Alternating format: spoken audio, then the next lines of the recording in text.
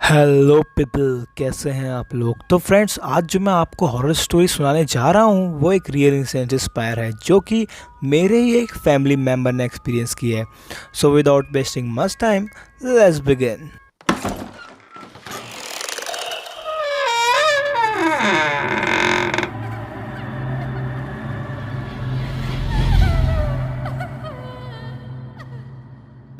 तो गर्मियों का सीज़न था। शेखर रोज की तरह अपनी बस में कंडक्टर की ड्यूटी कर रहा था। आज उसे रामनगर से कालीसराय जाना था। चलो चलो, जल्दी गाड़ी में बैठ जाओ, बस ज़्यादा नहीं रुकेगी। पर इस रूट में वो आज से पहले नहीं गया था। अक्सर कालीसराय के बारे में गांव वाले ये कहा करते थे कि उस जगह में रात को चुड़ैल आती है। तभी बस में बैठी एक लड़की ने बोला, अरे तुम्हें कालीसराय की वो चुड़ैल के बारे में पता है। ये सब खड़ा शेखर वहाँ सुन रहा था। पर शेखर एक पक्का हनुमान भगत था, तो उसे इन सब भूतों की बातों में विश्वास नहीं था।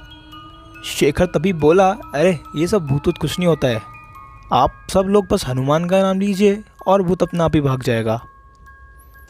फिर फटाफट उसने अपनी बस में सवारियां बिठाई और ड्राइवर को चलने के लिए कहा, चलो चलो गाड़ी ले जाओ। और फिर सुबह के 10 बजे वो निकल पड़े।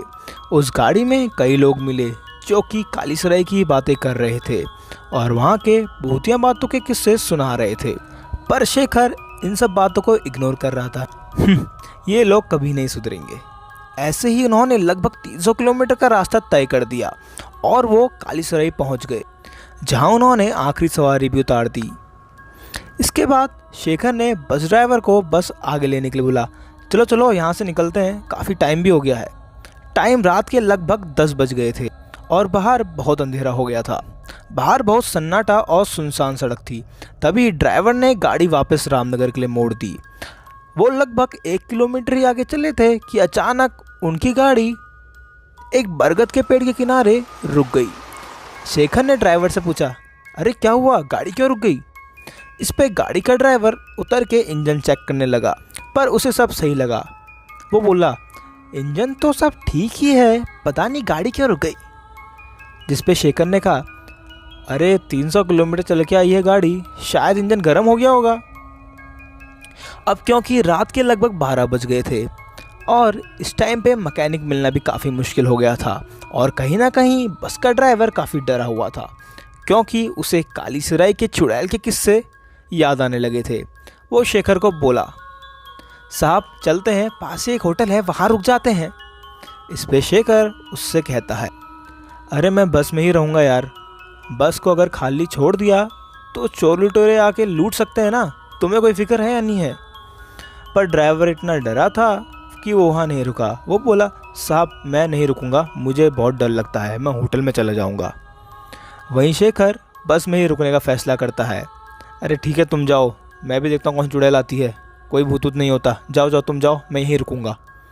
इसके बाद शेखर अंदर जाके दरवाज़ा लॉक कर देता है और वो सो जाता है और उसे नींद भी आ जाती है। तभी अचानक से कुछ खड़बड़ खड़बड़ की आवाज़ से शेखर की नींद खुल जाती है। वो जागता है और उसे ऐसा लगता है कि मानो बहुत बारिश हो रही थी और ओले गिर रहे थे। अरे ये आवाज़ कैसे आ रही है, बाहर तो मौसम एकदम साफ था, एकदम से बारिश। वो थोड़ा हैरान तो होता है क्योंकि कुछ देर पहले मौसम एकदम साफ और नॉर्मल था और अब अचानक से बारिश। पर वो इन सब को इग्नोर करके सोने की कोशिश करता है, पर जैसे ही वो आंखें बंद करता है वो बारिश और ओलों की आवाज़ और भी तेज़ हो जाती है। अरे ये आवाज़ बढ़ती क्यों जा रही है।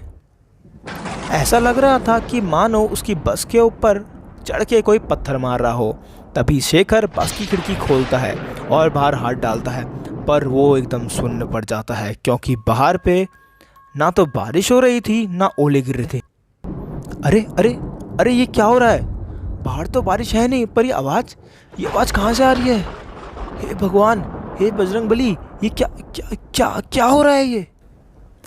अब कहीं ना कहीं शेखर के भी पसीने छूटने लगे थे। वो काफ़ी डर जाता है क्योंकि उसे भी कहीं ना कहीं कालीसराय के चुड़ैल के किस्से याद आ रहे थे। शेखर बहुत घबराया और डरा हुआ होता है। तभी उसे हनुमान जी की याद आती है और वो आंखें बंद करके हनुमान चालीसा पढ़ने लगता है। जय हनुमान जय हनुमान जय हनुमान जय हनुमान जय हनुमान। अब रात के लगभग 3 बज गए थे और शेखर अपने आँख कान बंद करके ज़ोर ज़ोर से हनुमान चालीसा पढ़ रहा था। उसे हनुमान चालीसा पढ़ते पढ़ते 1 घंटा हो जाता है। तभी अचानक से बस के दरवाजे पे कोई दस्तक देता है। शेखर बहुत डरा हुआ था, पर जैसे तैसे हिम्मत जुटा के वो दरवाजे के पास जाता है। कौन है? कौन खटखटा रहा है? शेखर बहुत डरा हुआ था। उसको इतना पसीना आया था कि मानो वो अभी भी नहा के आया है, पर जैसे तैसे हिम्मत करके वो बस का दरवाज़ा खोलता है। बस का दरवाज़ा खोलते ही उसकी जान में जान आती है, क्योंकि उसके सामने उसका ड्राइवर खड़ा था। ड्राइवर बोलता है, अरे अरे अरे साहब, आपको क्या हो गया? आप इतने पसीने में? ड्राइवर जैसे ही उसके हाथ में हाथ लगाता है तो वो नोटिस करता है कि शेखर को बहुत बुखार था। शेखर बहुत तप रहा था। ड्राइवर बोलता है, अरे साहब, क्या हुआ आपको इतना बुखार? शेखर बहुत डरा होता है। वो हड़बड़ाहट में बोलता है, जल्दी जल्दी बस स्टार्ट करो, चलो, मैं बाद में बताऊंगा, मैं सब जो हुआ मैं बाद में बताऊंगा। ड्राइवर बस स्टार्ट करता है और सीधे उसे होटल में ले जाता है जहां वो रात को रुका था। वो शेखर को अंदर ले जाता है जहां शेखर नहा धो के आता है और वो बैठ के वहां चाय पीने लगते हैं। इसके बाद ड्राइवर शेखर से पूछता है, साहब क्या हुआ था रात को, आपकी ऐसी हालत? इस पे शेखर उसे रात को हुई पूरी घटना बताता है।